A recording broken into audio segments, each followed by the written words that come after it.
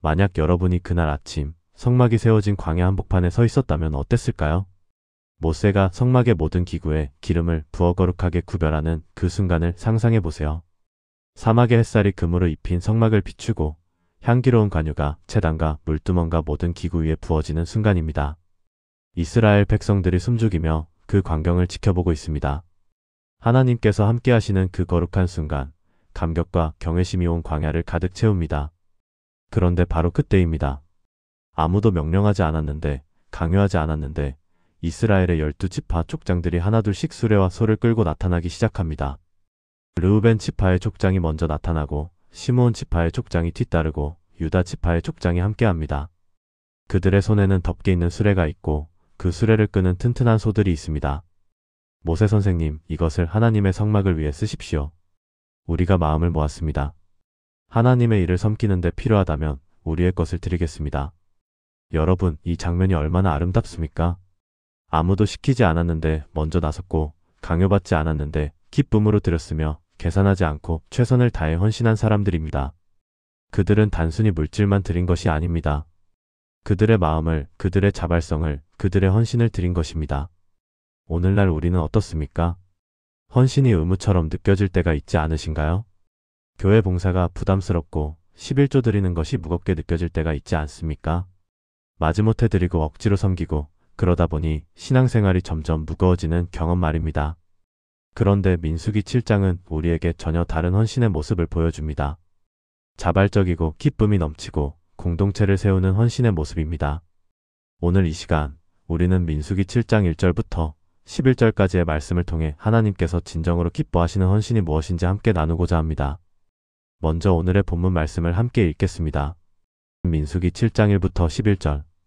모세가 성막 세우기를 끝내고 그것에 기름을 발라 거룩하게 구별하고 또 그 모든 기구와 제단과 그 모든 기물에 기름을 발라 거룩하게 구별한 날에 이스라엘 지도자들 곧 그들의 조상의 가문의 지도자들이 헌물을 가져왔으니 그들은 각 지파의 지도자로서 그 계수된 자들을 감독한 자들이라. 그들이 여호와께 드린 헌물은 덮개 있는 수레 6대와 소 12마리니 지도자 둘의 수레가 하나씩이요 각기 한 마리씩이라. 그들이 이것들을 성막 앞에 드린지라. 여호와께서 모세에게 말씀하여 이르시되 그것을 그들에게서 받아 레위인에게 주어 각기 직임대로 회막 봉사에 쓰게 할지니라. 모세가 수레와 소를 받아 레위인에게 주었으니 곧 게르손 자손들에게는 그들의 직임대로 수레 둘과 소 4마리를 주었고 무라리 자손들에게는 그들의 직임대로 수레 4과 소 8마리를 주고 제사장 아론의 아들 이다말에게 감독하게 하였으나 고앗 자손에게는 주지 아니하였으니 그들의 성소의 직임은 그 어깨로 매는 일을 하는 까닭이었더라.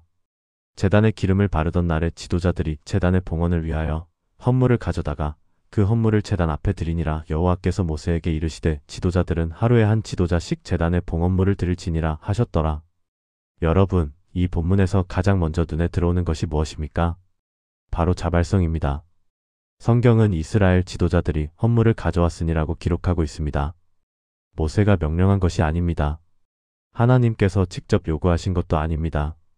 그들이 스스로 자발적으로 마음을 모아서 가져온 것입니다. 이것이 바로 하나님께서 진정으로 기뻐하시는 헌신의 모습입니다. 우리는 흔히 헌신을 의무로 생각합니다. 해야 하니까 한다. 안 하면 이상하게 보일까 봐 한다. 목사님이 부탁하셔서 한다는 식으로 접근하지요. 그런데 그런 헌신은 오래가지 못합니다. 억지로 하는 일은 금방 지치고 의무로 하는 섬김은 기쁨이 없으며 강요된 봉사는 불평만 남기기 때문입니다. 그래서 사도 바울은 고린도서 9장 7절에서 이렇게 말씀하십니다.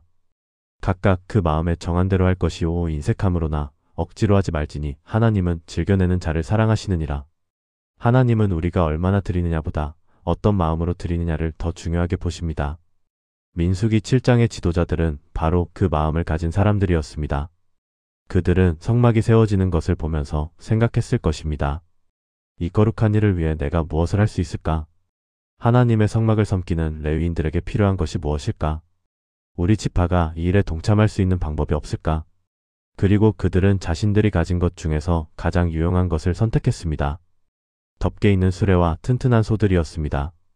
광야를 이동하며 성막의 무거운 기구들을 운반해야 하는 레위인들에게 이보다 더 필요한 것이 없었지요. 여러분, 이것이 진짜 헌신입니다. 단순히 내가 드리고 싶은 것을 드리는 것이 아니라 정말로 필요한 것이 무엇인지 생각하고 그것을 준비해서 기쁨으로 드리는 것입니다. 혹시 여러분의 헌신이 의무처럼 느껴지고 있지는 않으신가요? 교회 봉사가 부담스럽고 섬김이 무겁게 느껴지고 있지는 않습니까? 그렇다면 오늘 이 본문이 여러분에게 새로운 시각을 열어줄 것입니다. 헌신은 강요가 아니라 자발성에서 나오는 것이고, 의무가 아니라 감사에서 흘러나오는 것이며, 부담이 아니라 기쁨으로 드리는 것입니다. 제가 목회하면서 만난 한 집사님의 이야기를 나누고 싶습니다. 그분은 직장 생활을 하시면서도 매주 토요일 새벽마다 교회에 나와서 청소를 하셨습니다. 어느 날 제가 여쭤봤습니다. 집사님, 주중에 일도 바쁘실 텐데 토요일까지 나오시기 힘드시지 않으세요? 그런데 그분의 대답이 저를 감동시켰습니다. 목사님, 저는 이 시간이 일주일 중 가장 행복한 시간입니다. 아무도 없는 교회에서 하나님과 단둘이 시간을 보내며 섬길 수 있다는 것이 너무 감사해요. 청소하면서 기도하고 예배당 구석구석을 닦으며 성도들을 축복합니다. 이게 의무라면 못했을 텐데 감사해서 하는 거라 전혀 힘들지 않아요. 여러분, 이것이 바로 자발적 헌신의 아름다움입니다. 강요받지 않았기에 기쁨이 있고 의무가 아니기에 감사가 넘치며 자발적이기에 지속 가능한 것입니다. 오늘 여러분도 이런 마음으로 헌신하시는 분이 되시기를 바랍니다. 하나님께서는 바로 그런 여러분을 통해 놀라운 일을 행하실 것입니다. 본문을 계속 읽어보면 또 하나의 중요한 진리를 발견하게 됩니다. 하나님께서는 지도자들이 가져온 수레와 소를 레위인들에게 나눠주실 때 각기 직임대로 나눠주셨다는 것입니다. 게르손 자손들에게는 수레 2과 소 4마리를 주셨고, 므라리 자손들에게는 수레 4과 소 8마리를 주셨습니다. 그런데 고앗 자손들에게는 아예 주지 않으셨습니다. 왜 그랬을까요? 차별하신 걸까요? 아닙니다. 각자의 역할이 달랐기 때문입니다. 게르손 자손들은 성막의 휘장과 덮개 같은 것들을 운반하는 일을 맡았습니다. 므라리 자손들은 성막의 널판과 기둥과 받침 같은 무거운 것들을 운반했습니다. 그래서 그들에게는 수레와 소가 필요했던 것입니다. 그런데 고앗 자손들은 지성소의 기구들, 즉 언약궤와 진설병상과 등잔대와 분향단 같은 거룩한 것들을 운반했습니다. 이것들은 수레에 싣는 것이 아니라 어깨에 메고 직접 운반해야 했습니다. 그래서 그들에게는 수레가 필요 없었던 것입니다. 여러분, 이것이 우리에게 무엇을 가르쳐 줍니까? 하나님께서는 각 사람에게 서로 다른 역할을 주신다는 것입니다. 그리고 그 역할에 따라 필요한 것도 다르고 섬기는 방식도 다르며 받는 은사도 다르다는 것입니다. 우리는 흔히 다른 사람과 자신을 비교하며 좌절합니다. 저 사람은 찬양을 잘하는데 나는 음치야. 저 집사님은 기도를 잘하는데 나는 기도가 안 나와. 저 권사님은 전도를 잘하는데 나는 말주변이 없어. 그러면서 자신은 쓸모없는 사람이라고 생각하지요. 그런데 하나님께서는 그렇게 보지 않으십니다. 고린도전서 12장 4절부터 6절은 이렇게 말씀합니다. 은사는 여러 가지나 성령은 같고 직분은 여러 가지나 주는 같으며 또 사역은 여러 가지나 모든 것을 모든 사람 가운데서 이루시는 하나님은 같으니 은사가 다르고 직분이 다르고 사역이 다른 것은 당연한 것입니다. 중요한 것은 각자가 자신에게 주어진 역할에 충실하느냐 하는 것입니다. 게르손 자손이 므라리 자손을 부러워할 필요가 없습니다. 고앗 자손이 수레를 받지 못했다고 서운해할 이유가 없습니다. 각자에게 주어진 역할이 다르고 그 역할에 맞는 방식으로 섬기면 되는 것입니다. 여러분은 어떤 역할을 받으셨습니까? 혹시 다른 사람과 비교하며 낙심하고 계시지는 않습니까? 나는 저 사람처럼 못해. 나는 별로 쓸모가 없는 것 같아. 그런 생각이 드신다면 오늘 이 말씀을 기억하시기 바랍니다. 하나님께서는 여러분에게 여러분만의 고유한 역할을 주셨습니다. 그 역할이 무엇이든 그것이 여러분이 해야 할 가장 중요한 일입니다. 어떤 사람은 수레를 끌고, 어떤 사람은 어깨에 메고, 어떤 사람은 직접 들고 가야 합니다. 방법은 다르지만 모두 하나님의 성막을 섬기는 거룩한 일입니다. 제가 아는 한 성도님은 말씀을 가르치는 은사가 없었습니다. 찬양 인도도 못했고 기도도 유창하지 않았습니다. 하지만 그분에게는 특별한 은사가 있었습니다. 바로 환대의 은사였습니다. 그분은 새 신자가 오면 누구보다 먼저 다가가서 따뜻하게 맞이했고 교회 행사가 있을 때마다 음식을 준비해서 성도들을 섬겼습니다. 어느 날 한 청년이 신앙을 고백하면서 이렇게 간증했습니다. 사실 저는 교회 다닐 생각이 전혀 없었어요. 그런데 처음 왔을 때 저를 진심으로 환영해 주신 그 집사님의 미소를 잊을 수가 없었어요. 그분의 따뜻함이 저를 계속 교회로 이끌었고 결국 예수님을 영접하게 되었습니다. 여러분, 이것이 바로 각자의 역할에 따른 섬김입니다. 화려하지 않아도 괜찮습니다. 남들 눈에 띄지 않아도 괜찮습니다. 하나님께서 여러분에게 주신 그 역할에 충실하면 그것으로 충분합니다. 오늘 여러분이 감당하고 있는 그 작은 섬김을 절대 무시하지 마세요. 하나님께서는 그것을 귀하게 보시고 그것을 통해 놀라운 일을 행하십니다. 본문을 보면 또 하나 흥미로운 점을 발견하게 됩니다. 지도자들이 가져온 수레가 6대였고 소가 12마리였다는 것입니다. 그런데 성경은 지도자 둘의 수레가 하나씩이요 각기 한 마리씩이라고 말씀합니다. 무슨 뜻일까요? 이스라엘에는 12지파가 있었습니다. 그런데 그들이 각자 따로따로 드린 것이 아니라 두 지파가 협력해서 수레 한 대를 준비했다는 것입니다. 이것은 무엇을 의미합니까? 바로 협력과 연합의 중요성을 보여주는 것입니다. 하나님의 일은 혼자서 할 수 없습니다. 아무리 능력 있는 사람이라도, 아무리 열심히 하는 사람이라도 혼자서는 한계가 있습니다. 그래서 하나님께서는 우리에게 공동체를 주신 것입니다. 함께 협력하고 서로 돕고 연합해서 하나님의 일을 감당하라고 말씀하시는 것입니다. 전도서 4장 9절부터 12절은 이렇게 말씀합니다.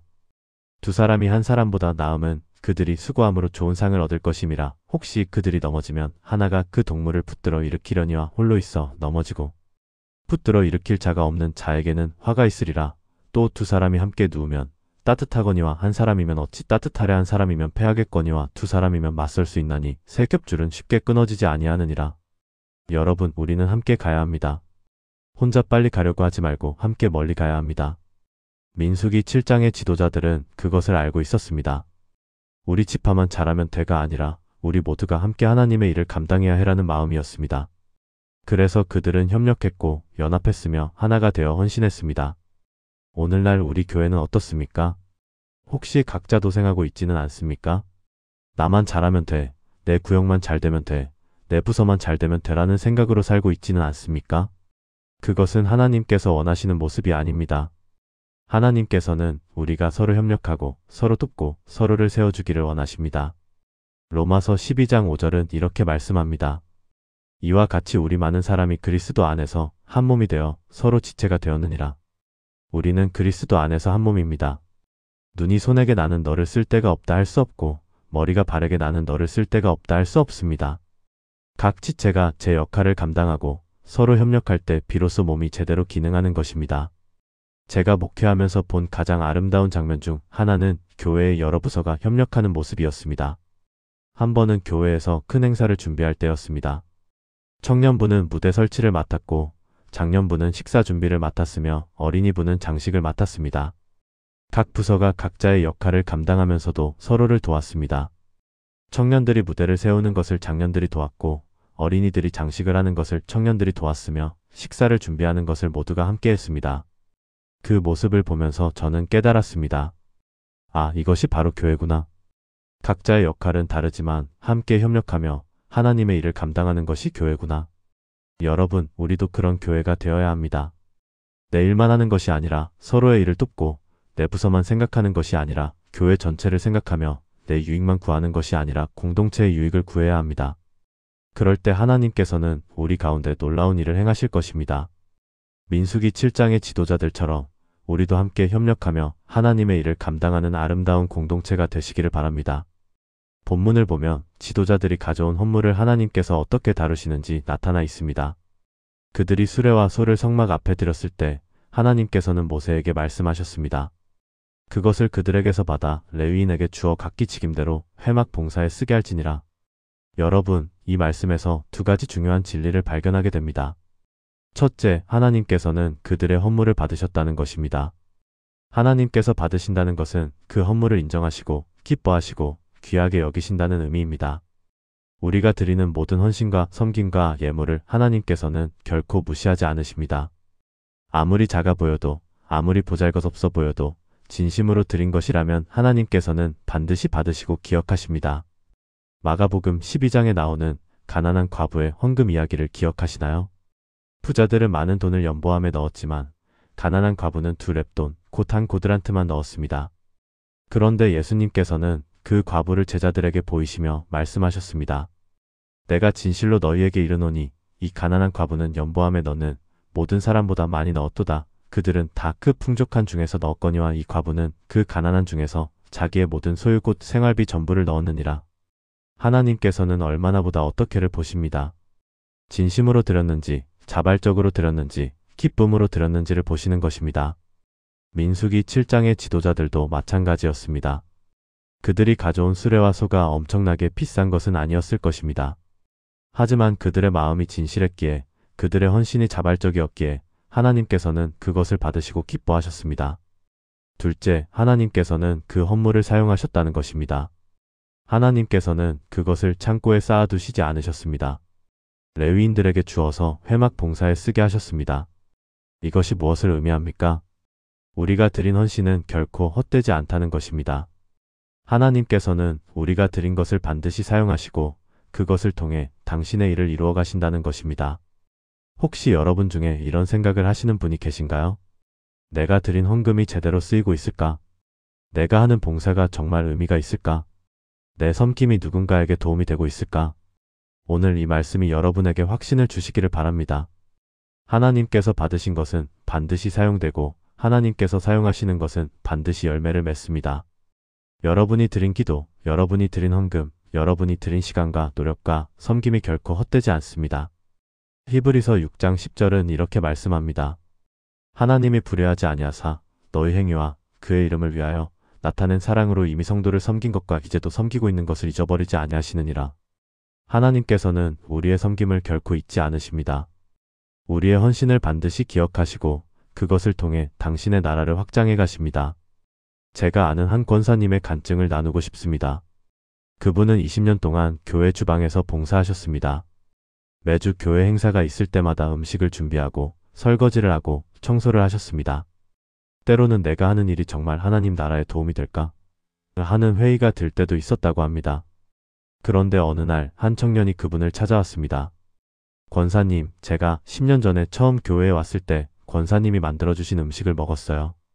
그때 저는 가족도 없고 아는 사람도 없는 타지에서 너무 외로웠는데 권사님의 음식이 마치 어머니의 손맛 같았어요.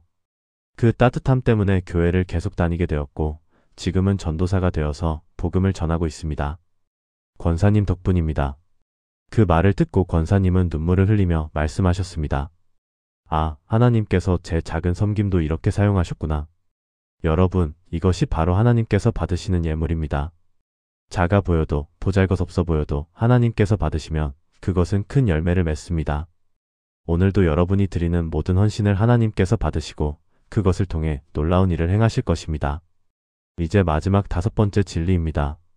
본문의 마지막 부분을 보면 제단에 기름을 바르던 날에 지도자들이 제단의 봉헌을 위하여 헌물을 가져다가 그 헌물을 제단 앞에 드리니라고 기록되어 있습니다. 그리고 하나님께서는 지도자들은 하루에 한 지도자씩 제단의 봉헌물을 드릴지니라고 말씀하셨습니다. 여기서 우리는 중요한 원리 하나를 발견하게 됩니다. 각 지파의 지도자들이 차례대로 하루에 한 명씩 12일 동안 헌물을 드렸다는 것입니다. 한꺼번에 드리지 않고 매일 한 지파씩 드렸습니다. 왜 그랬을까요? 그것은 헌신을 일회성 이벤트가 아니라 지속적인 삶의 방식으로 만들기 위함이었습니다. 한번 크게 드리고 끝나는 것이 아니라 매일매일 조금씩이라도 꾸준히 드리는 것이 진정한 헌신이기 때문입니다. 우리는 흔히 헌신을 특별한 순간에만 하는 것으로 생각합니다. 이번 특별헌금 때 많이 드려야지. 이번 여름 수련회 때 열심히 봉사해야지. 이번 전도 축제 때 전도 많이 해야지. 물론 그런 특별한 순간들도 중요합니다. 하지만 더 중요한 것은 일상 속에서의 꾸준한 헌신입니다. 매일 드리는 기도, 매주 드리는 예배, 매달 드리는 11조, 날마다 실천하는 말씀 순종이 바로 하나님께서 원하시는 헌신입니다. 로마서 12장 1절은 이렇게 말씀합니다. 그러므로 형제들아, 내가 하나님의 모든 자비하심으로 너희를 권하노니 너희 몸을 하나님이 기뻐하시는 거룩한 산 제물로 드리라. 이는 너희가 드릴 영적 예배니라. 우리의 몸을 산 제물로 드리라는 것은 무엇을 의미합니까? 한번 드리고 끝나는 것이 아니라 매일매일 살아있는 제물로서 하나님께 드려지는 삶을 살라는 것입니다. 민수기 7장의 지도자들도 그렇게 했습니다. 12일 동안 매일 한 지파씩 꾸준히 헌물을 드렸습니다. 그 모습이 얼마나 아름답습니까? 첫날에는 유다 지파가, 둘째 날에는 이사갈 지파가, 셋째 날에는 스불론 지파가 차례로 헌물을 드렸습니다. 매일 성막 앞에는 헌신하는 지도자가 있었고 매일 하나님께 영광을 돌리는 순간이 있었습니다. 여러분, 우리의 삶도 그래야 하지 않겠습니까? 한 번의 큰 헌신보다 매일의 작은 헌신이 더 중요합니다. 특별한 날의 열정보다 평범한 날의 성실함이 더 귀합니다. 일회성 이벤트보다 지속 가능한 삶의 방식이 더 가치 있습니다. 제가 존경하는 한 목사님의 이야기를 나누고 싶습니다. 그분은 40년 동안 매일 새벽 4시에 일어나서 기도하셨습니다. 아프거나 바빠도 여행을 가도 특별한 일이 있어도 단 하루도 거르지 않으셨다고 합니다. 어느 날 제가 여쭤봤습니다. 목사님, 어떻게 40년 동안 단 하루도 거르지 않으실 수 있었습니까? 그러자 그분이 대답하셨습니다. 비결은 간단합니다. 어제 했으니까 오늘도 하는 것입니다. 특별한 동기나 열정이 필요한 게 아니라 그냥 습관이 된 것입니다. 이제는 새벽 기도를 안 하면 오히려 이상할 정도예요. 그리고 이 40년의 새벽 기도가 저의 목회를, 저의 삶을, 저의 가정을 지켜주었습니다. 여러분, 이것이 바로 기쁨으로 드리는 삶입니다. 억지로가 아니라 자연스럽게, 의무가 아니라 기쁨으로, 한 번이 아니라 지속적으로 드리는 삶입니다. 오늘 여러분도 결단하시기 바랍니다. 나는 오늘 하루만 헌신하는 것이 아니라 매일매일 하나님께 나를 드리는 삶을 살겠습니다. 한 번의 큰 헌신이 아니라 매일의 작은 헌신을 통해 하나님을 섬기겠습니다. 특별한 순간에만이 아니라 평범한 일상 속에서도 하나님께 영광을 돌리겠습니다. 그럴 때 여러분의 삶은 하나님께서 기뻐하시는 산 제물이 될 것이고 여러분을 통해 하나님의 나라가 이 땅에 임할 것입니다. 사랑하는 성도 여러분, 오늘 우리는 민수기 7장 1절부터 11절까지의 말씀을 통해 하나님께서 진정으로 기뻐하시는 헌신이 무엇인지 함께 나누었습니다. 5가지를 기억하시기 바랍니다. 첫째, 자발적 헌신의 아름다움입니다. 강요가 아니라 자발성으로, 의무가 아니라 감사로, 억지가 아니라 기쁨으로 드리는 것이 진정한 헌신입니다. 둘째, 각자의 역할에 따른 섬김입니다. 하나님께서는 각 사람에게 서로 다른 역할을 주시고 그 역할에 맞는 방식으로 섬기기를 원하십니다. 다른 사람과 비교하지 말고 자신에게 주어진 역할에 충실하시기 바랍니다.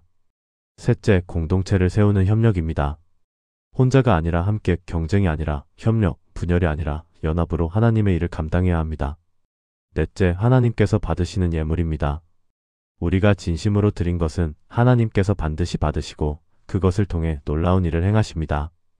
다섯째, 기쁨으로 드리는 삶입니다. 한 번의 큰 헌신이 아니라 매일의 작은 헌신을, 특별한 순간이 아니라 평범한 일상 속에서의 꾸준한 헌신을 하나님께서는 기뻐하십니다. 여러분, 오늘 이 말씀이 여러분의 마음에 깊이 새겨지기를 바랍니다. 혹시 지금까지 헌신이 부담스럽고 무거웠다면 오늘부터는 기쁨과 감사로 드리시기 바랍니다. 혹시 다른 사람과 비교하며 낙심했다면 오늘부터는 자신에게 주어진 역할에 충실하시기 바랍니다. 혹시 혼자 힘들게 버텨왔다면 오늘부터는 함께 협력하며 나아가시기 바랍니다.